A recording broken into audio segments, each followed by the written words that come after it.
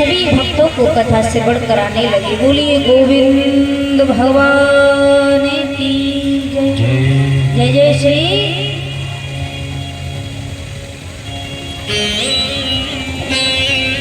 कहने लगे सूत जी, हे ऋषियों, पहले कथा के नियम सुन लो। जब भी आप कथा भागवत जब भी कराओ तो कथा को व्रत लेकर सुनना चाहिए, और हो सके तो ब्रह्मचर्य का पालन करें 7 दिन तक। और बड़े सुंदर स्थान पर कथा की व्यास गद्दी लगानी चाहिए। कथा वक्ता एकदम संतोषी जनक होना चाहिए, वैष्णव होना चाहिए, और कथा को सुंदर शब्दों में वर्णन करना चाहिए। बड़ा सुंदर संगीत होना चाहिए, और बढ़िया से चकाचक एकदम ठाकुर जी के लिए रोज भोग का व्यवस्था होनी चाहिए।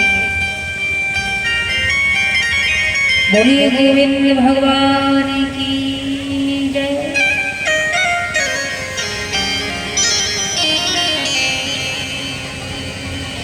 श्री सूत जी कहने लगे, हे ऋषियों, एक बार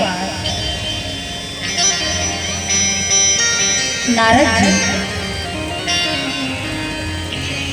देखो ये कथा हर किसी के नसीब में नहीं होती। भगवान की कथा अनंत जन्मों के जब पुण्य उदय होते ना, एक जन्म का नहीं, अनंत जन्मों के जब पुण्य उदय होते हैं, तब हमारा मन ये श्रीमद् भागवत में लगता है। वरना कुछ वक्त तो बैठे तो रहेंगे, पर उनका मन, शरीर यहाँ होगा पर मन घर होगा, रिश्तेदारी में होगा। अनंत जन्मों के जब हमारे पुण्य उदय होते हैं, जब हमें ये श्रीमद् भागवत का अवसर मिलता है,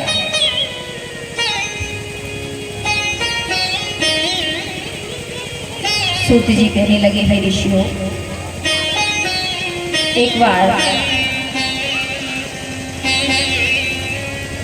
नारद जी घूमते घूमते काशी, गोदावरी, कुरुक्षेत्र, हरिद्वार घूमते घूमते, और उनके मन को कहीं शांति नहीं मिली, तो घूमते घूमते वृंदावन में आए। और जब वृंदावन में आए तो उन्होंने क्या देखा कि एक युवती और उसके पास 2 वृद्ध अवस्था में पुरुष लेटे हुए हैं, और वो युवती फपक फपक के रो रही है। कुछ स्त्रियां उन्हें समझा रही हैं। नारद जी ने जब ये देखा, उस युवती से कहा, आप कौन हो? युवती ने कहा, मेरा नाम है भक्ति। नारद ने कहा कि तुम्हारा नाम भक्ति, और आप रो क्यों रही हो? ये कौन है तुम्हारे पास 2 वृद्ध अवस्था में? युवती ने कहा, उस भक्ति ने कहा, नारद जी, ये कोई और नहीं, ये मेरे बेटे हैं, ज्ञान और वैराग। मैं भक्ति, मैंने अभी बताया ना, भा माने भक्ति और गा माने ज्ञान, वा माने वैराग।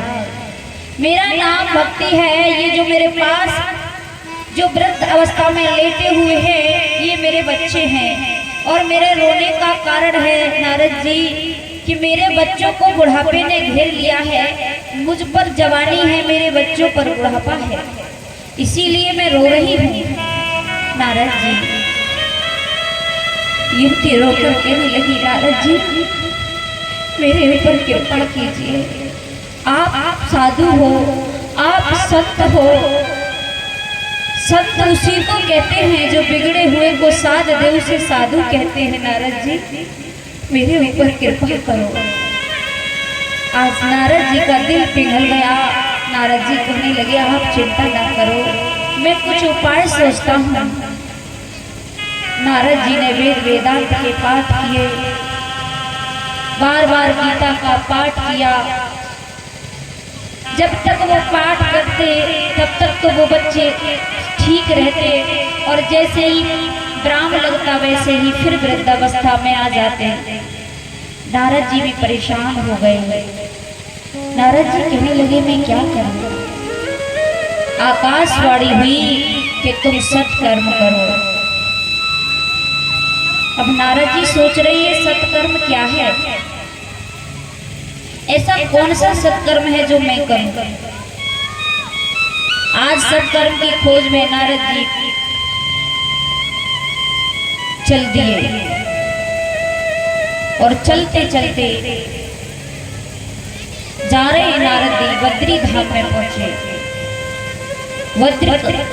बद्री धाम में जब पहुंचे तो उनकी भेंट 4 ऋषियों से हुई, सनत सनंदन सनातन और सनत कुमार से। सनत कुमारों ने कहा कि नारद आज क्या बात है, तुम्हारे चेहरे की रौनकता कहाँ चली गई? तुम्हारे चेहरे को देखकर दूसरा खुश हो जाता था, आज तुम स्वयं उदास हो, क्या कारण है? नारद जी कहने लगे बड़े भैया, ये ब्रह्मा जी के 4 पुत्र हैं बड़े, सनक सनंदन सनातन और सनत कुमार। नारद जी कहने लगे देखो मैं हर जगह गया, काशी, प्रयाग, कुरुक्षेत्र, हर जगह गया, मेरे मन को कहीं शांति नहीं मिली। जहां भी देखा वहां अशांति अशांति फैली हुई है। नाम है शांति, माता जी का नाम है शांति, और अशांति फैला रही है। बेटियों का क्रय विक्रय हो रहा है, घर में नई बहू की चलती है। कोई बात नहीं, नई बहू की चलाओ, पर घर में कोई बड़ा कार्य करो तो अपने बुजुर्गों की सलाह जरूर लो। और आजकल तो बंटवारा भी होता है तो अपने बुजुर्गों को कोई नहीं पूछता है। नई बहू भी कह देती है मेरे भैया को बुला लाओ, और मेरा भैया बंटवारा घर का अच्छे से कर देगा। बुजुर्गों को कोई नहीं पूछता है। और आप तो जानते हो, दीवार बिगाड़े आरो, घर को बिगाड़ दे सालो।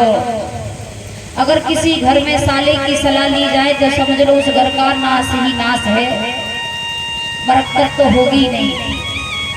और जिस घर में अगर अलमारियां ज्यादा छेदती जाए, दीवार